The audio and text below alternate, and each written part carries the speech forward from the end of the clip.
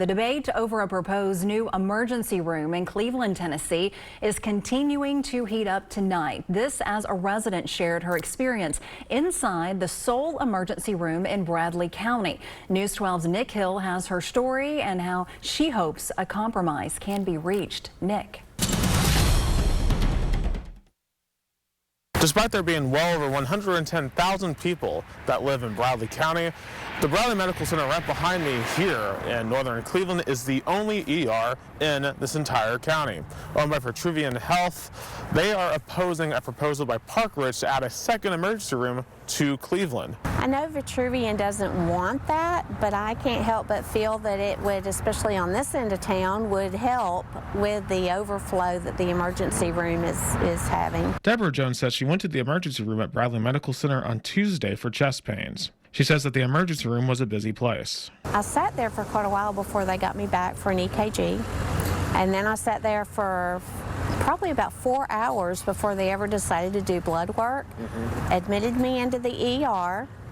Then they were going to admit me into a room, and I ended up staying all night in the ER on a gurney. The doctors and nurses were very kind and very nice, but when you're laying all night long on a gurney with no pillow and IVs in your arm, it's not very comfortable. Vitruvian Health, the nonprofit who operates Bradley Medical Center, says in response to the story that in part, quote, due to HIPAA regulations, we're unable to address details publicly. Our regional healthcare systems are currently experiencing an increase in upper respiratory viruses during the holiday season, end quote.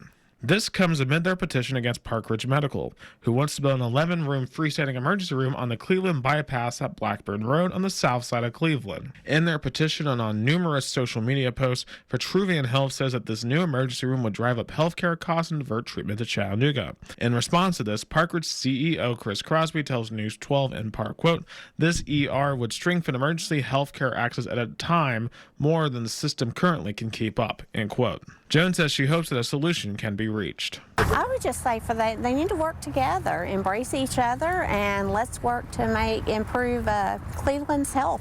The Tennessee Health Facilities Commission will ultimately decide whether or not Park Ridge gets to build their new ER down here on the south side of Cleveland. A date for when that hearing could be is unknown. Reporting in Bradley County, Nick Hill, News 12.